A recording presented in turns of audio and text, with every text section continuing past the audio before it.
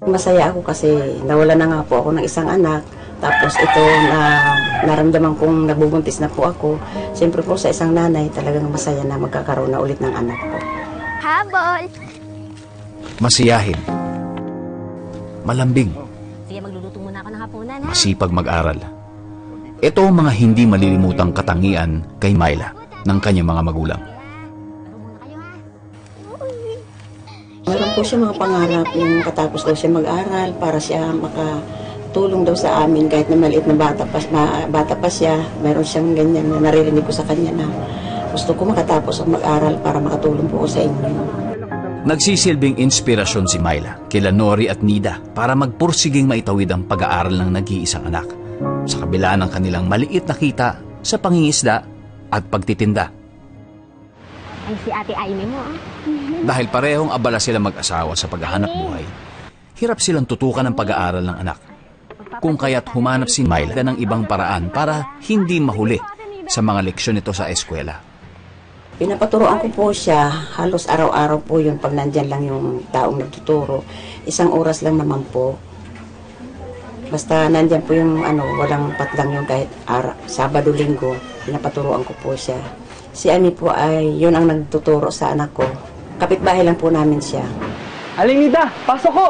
Ah, sige na, inatid ko lang si Myla. Ay. Kuya Jerry, pakisuyo nga po ng timba. Kuya Jerry, pwede mo ba akong ipag-drawing neto? Sige mamaya ha. Sige, una na ako, ha? Sige po.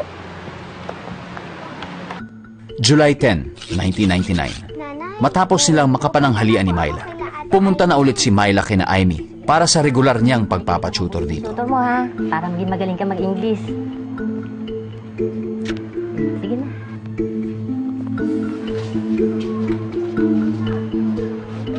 Anak, uwi ka agad, ha? Opo. Natulog na po ako noon kasi nga nagtitinda ako noon ng mga tuyo sa Pasay, gabi yun. Kaya puyat po ako. Ayon kay Nida, noong araw na ipinatutor niya si Myla sa kapitbahay, bumalik pa daw ito ng kanyang bahay kasama si Jerry. Oh, Myla, nakatapos ka na ba magpa-tutor? Hindi pa po, Nanay. Magpapadrawing po ako kay Kuya Jerry. Nagising na nga po ako ng pangkaluskos nila kasi hinahanap na nga po yung libro na gagamitin, tutularan sa pagdrawing. Ngayon, hinayaan ko na rin po. Ate Nida, kinukuha lang po namin yung librong paggagayaan ni Myla, yung idodrawing niya po. Panatag naman din ang loob ko, tiwala ko sa kanila. Hinayaan ko nang bumalik sa kanila yun. Silang dalawa at saka yung magdodrawing. Kinahapunan, mula sa pag-idlip, inaasahan ni Nida na nakabalik na si Myla mula sa pagpapatutor sa kapitbahay. Pero, katakatakang noong oras na yon, wala pa rin ang kanyang unika iya. Sa kaya yung batang yun?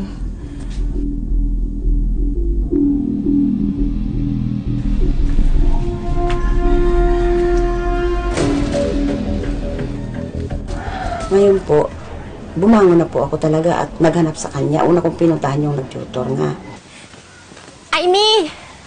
Bakit po? Aimee, natapos mo na bang turuan si Myla? Wala pa siya sa bahay Hindi ko po natapos kasi medyo sumama yung pakiramdam ko. Pero pinapupunta ko po siya kay Kuya Jerry para magpagawa ng project. Ngayon po, tinanong ko rin yung Jerry na naggawa ng drawing. Hindi daw niya alam dahil umuwi na raw po. Noong mga oras na yon, nasa laot pa ang asawa niyang si Nori at wala pang kaalam-alam sa pagkakawala ng kanilang anak. Nasama ko sa pamalakaya nang mawala siya. Tapos nang dumating ako, yan na nabalitaan ako na nawawala na yung anak mo simula ng alas 4, alas 3 ng hapon.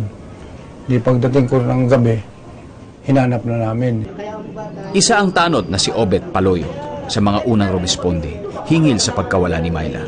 Nung nagpunta ho dito yung nanay, nung bata, na nag-report dito sa amin na nawawala nga raw ang kanyang anak.